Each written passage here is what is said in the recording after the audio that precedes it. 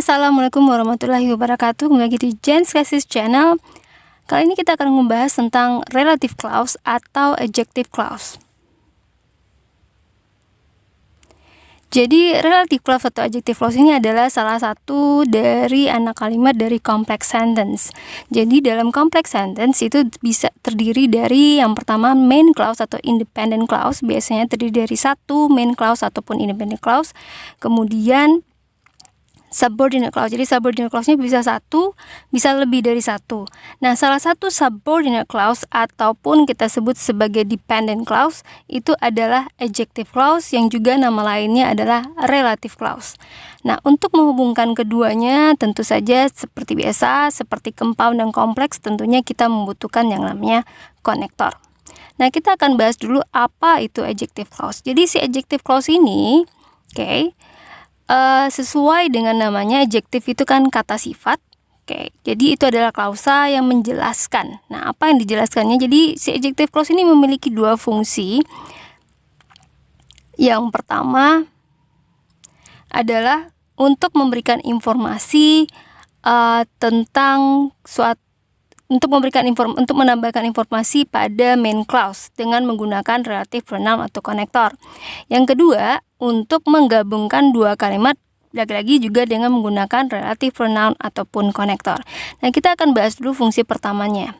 Nah, memberikan informasi seperti apa maksudnya di main clause? Jadi, si adjective clause ini bisa memberikan informasi yaitu noun, kata benda yang ada di main clause. Yang kedua, pronoun atau kata ganti benda yang ada di main clause ataupun situasi yang ada di main clause itu sendiri.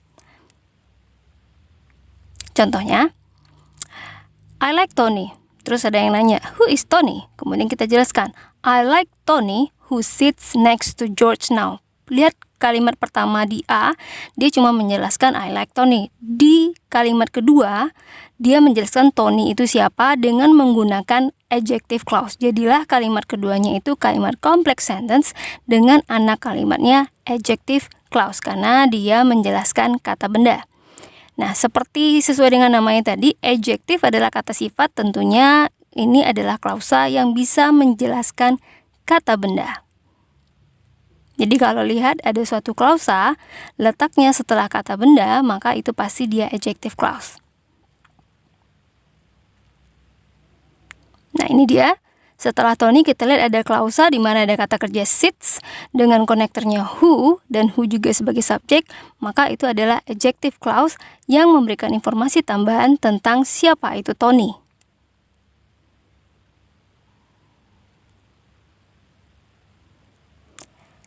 Untuk konektor dari si adjective clause sendiri, jadi kita bisa mengetahui apakah ini subordinate clause atau tidak dengan melihat konektor. Jadi kalau ada klausa sebelumnya ada konektor, maka dia pasti subordinate clause. Dan untuk bisa mengetahuinya apakah subordinate clause-nya adjective clause atau noun clause atau adverb clause bisa kita lihat dari konektornya.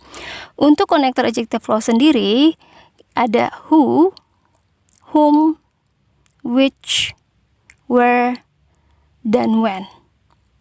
Kemudian ada whose. Jadi dia hampir mirip dengan konektor dari noun clause. Tapi ingat bedanya adalah kalau konektor adjective clause kita akan temukan dia letaknya biasanya setelah kata benda. Berbeda dengan noun clause kita temukan setelah kata kerja atau preposition. Nah, jadi konektor dari adjective clause who, whom, which, where, when, dan whose. Dan ada satu lagi di mana dia adalah that, dan si that ini bisa menggantikan semuanya kecuali whose. Jadi that bisa menggantikan semuanya kecuali whose.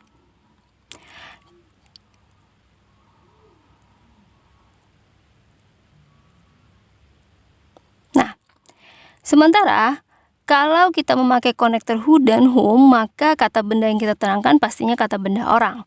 Kita pakai konektor which, kita menerangkan kata benda mati. Where, kita menerangkan kata benda yang merujuk ke tempat. When, merujuk ke waktu. Dan whose, semua kata benda asal maknanya adalah kepemilikan.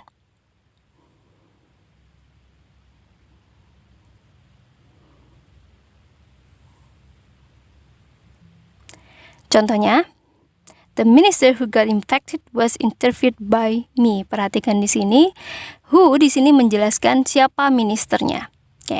Minister yang mana yang kamu interview? Oh, yang who got infected. Di sini adjective clause-nya adalah who got infected dengan konektornya who. Oke, atau konektornya juga disebut dengan relative pronoun. Jadi, kalau dengar kata relative pronoun, maka itu adalah konektor dari adjective clause. Di mana who-nya menerangkan kata benda orang, yaitu the minister, menteri, maknanya. Dan itu yang berwarna kuning adalah main clause-nya, sementara who got infected adalah adjective clause-nya. Jadilah ini kalimat complex sentence.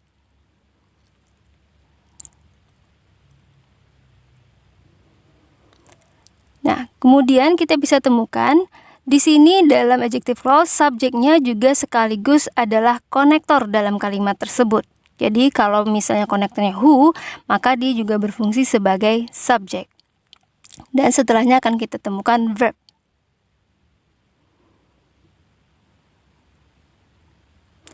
Dan untuk si main clause-nya juga punya subjek sendiri, yaitu the minister, kemudian verbnya adalah was interviewed. Contoh yang lainnya adalah kita memakai whom. Nah, perhatikan bedanya di sini. Ketika kita memakai whom, perhatikan setelah whom kita akan temukan subjek. Karena di sini whom hanya berfungsi sebagai konektor saja. Jadi relative pronoun-nya di sini adalah whom. Kemudian subjek di main clause-nya adalah the minister dan verb-nya adalah got infected. Dan verb di adjective clause-nya adalah interview. Jadi, perhatikan di sini dia memiliki dua verb dengan dua subjek dan satu konektornya adalah whom. Yang ketiga, perhatikan di sini. Kita akan lihat di sini ada relative pronoun ataupun konektornya which, di mana sebelum which kita akan temukan kata benda interview. Which had last month adalah adjective clause-nya. Interview adalah subjek di main clause yang kemudian diterangkan oleh konektor dari atau adjective clause dari which I did last month.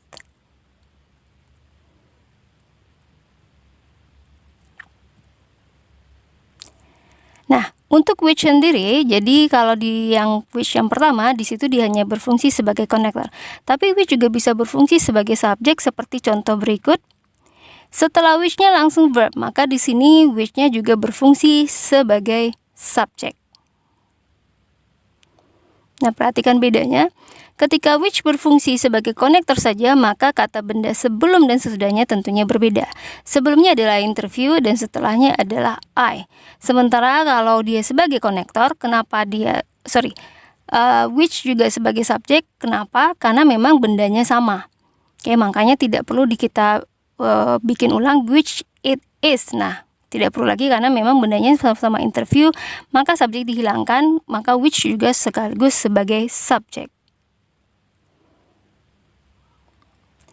Kemudian contoh lainnya dengan memakai konektor where adalah berikut ini. Di sini where we ate at delicious spaghetti adalah adjective clause yang memberikan keterangan tentang kata benda merujuk ke tempat, yaitu restoran. Where di sini adalah relative pronoun atau konektor dari adjective clause yang menerangkan kata benda restoran di main clause-nya. Kemudian ada lagi yang pakai when. Perhatikan di sini when letaknya juga setelah kata benda yang merujuk ke waktu. When we made this itu adalah adjective clause yang memberikan tambahan informasi pada kata benda yang merujuk ke waktu di main clause, yaitu the day. Jadi relative pronoun-nya adalah when.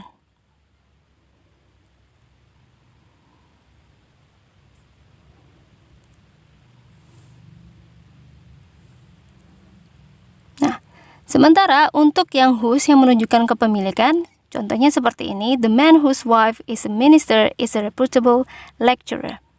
Perhatikan di sini. Di sini whose wife is a minister memberikan informasi tambahan tentang the man. The man juga adalah subjek untuk main clause. Jadi relative pronoun-nya di sini adalah whose dan kata benda diterangkan adalah the man. Oke, dan dia maknanya kepemilikan kan pria yang istrinya. Nah, istrinya itu makanya kita harus pakai whose karena dia menggantikan kepemilikan dari wife.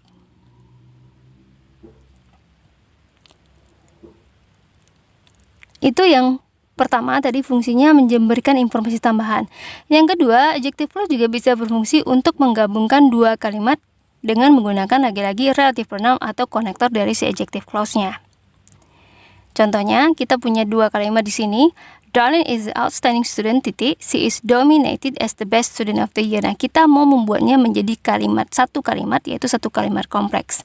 Maka, kita akan menjadikannya Darlene who is dominated as the student of the year is an outstanding student. Jadi caranya adalah, jadi bisa dua pilihan ya, who is dominated as student of the year atau who is outstanding student is dominated.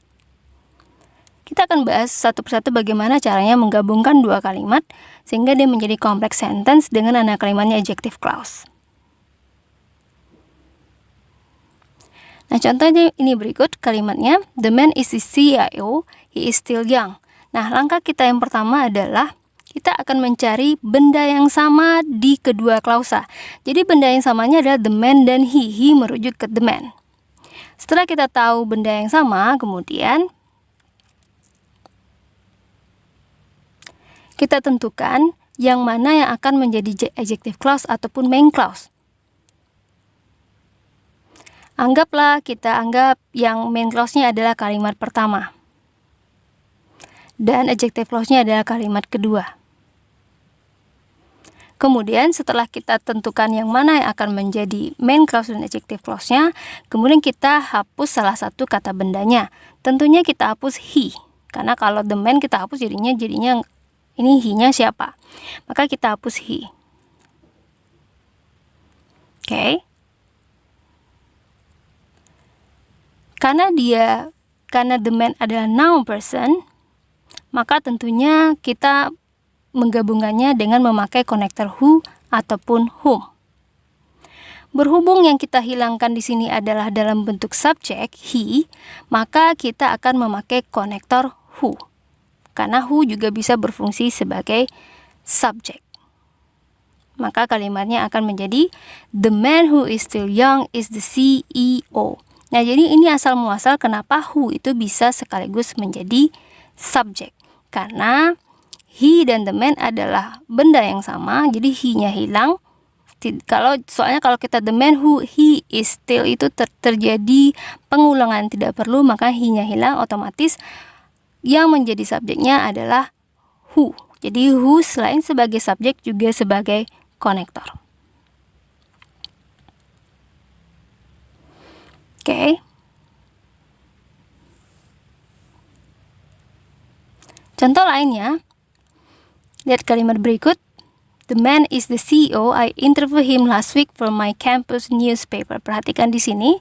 Lagi-lagi langkah yang pertama adalah kita mencari kata benda yang sama, itu the man dan him itu orang yang sama. Oke. Kemudian kita putuskan yang mana yang akan menjadi main clause dan adjective clause kita. Jadi main clause-nya masih kalimat pertama dan adjective clause-nya kalimat kedua. Nah, berhubung yang kemudian kita hilangkan benda yang sama tersebut berarti him. Him itu adalah objek. Nah, kalau dia objek, maka konektor yang kita pakai adalah whom. Perhatikan, the man whom I interviewed, him-nya tadi kan kita sudah hilangkan, kita gantikan dengan whom. Jadi adalah kalimat the man whom I interviewed last week for my campus newspaper is the CEO.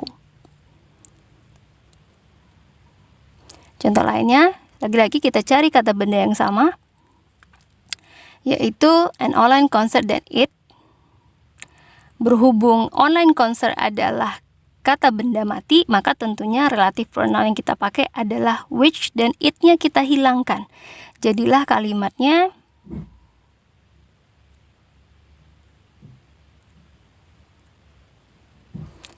I watched an online concert which presented it-nya kita ganti dengan which. Jadilah ini satu kalimat kompleks dengan anak kalimatnya adjective clause.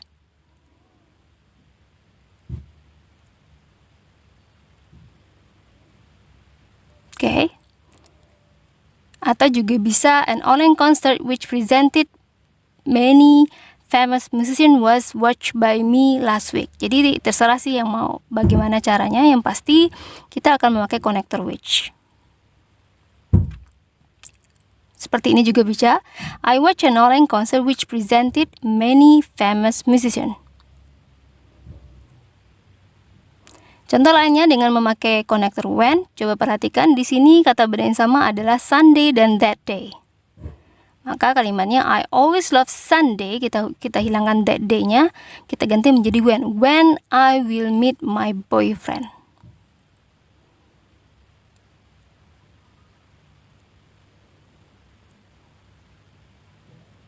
Atau I love to spend my weekend at home. Nah, kalau ini I love to spend weekend at home, I can sleep all day at home. Maka kalimatnya I love to spend my weekend at home where I can sleep all day. Nah, ini dengan konektor where.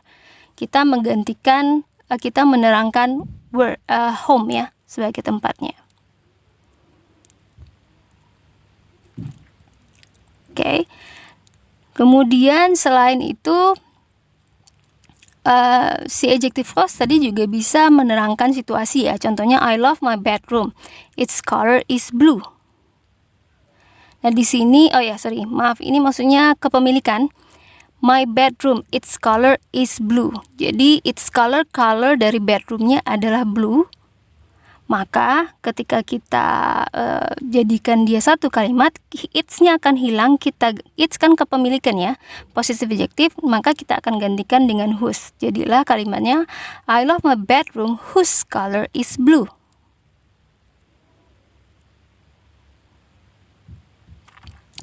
Nah, adjective clause juga bisa menerangkan situasi ya.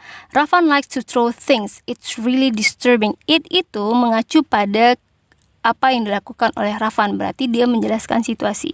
Maka ketika menjelaskan situasi, jadi ini kalimatnya ini sama dengan it. Tentunya sama, berarti it-nya akan kita hilangkan. It ini, jadi kalau menerangkan situasi, kita akan memakai yang namanya konektor which. Maka kalimatnya akan menjadi Rafan likes to throw things which is really disturbing. Nah, biasanya akan ada koma di tengah-tengahnya ketika kita menjelaskan situasi dari kalimat sebelumnya. Jadi, untuk kasus situasi, si konektor dari adjective clause atau adjective clause tidak selalu letaknya setelah kata benda, tapi letaknya setelah kalimat yang dia terangkan. Jadi, biasanya ada koma untuk memisahkannya. Oke, kita recap dulu. Maka kita pelajari hari ini adalah bahwa si complex sentence punya kalimat adjective clause, yang mana konektornya yang kita sebut juga dengan relative pronoun adalah who, whom, which, where, when, dan whose. Semuanya bisa digantikan oleh that kecuali whose, karena whose di situ tidak bisa digantikan karena dia menjelaskan kepemilikan. Untuk who dan whom kita akan temukan sebelumnya noun person atau dia cuma bisa menerangkan noun person, which noun thing, where noun thing dan juga situasi tentunya, where noun place, when noun time, dan whose semua noun. Oke, semoga bisa dipahami. I think that's all. Assalamualaikum warahmatullahi wabarakatuh.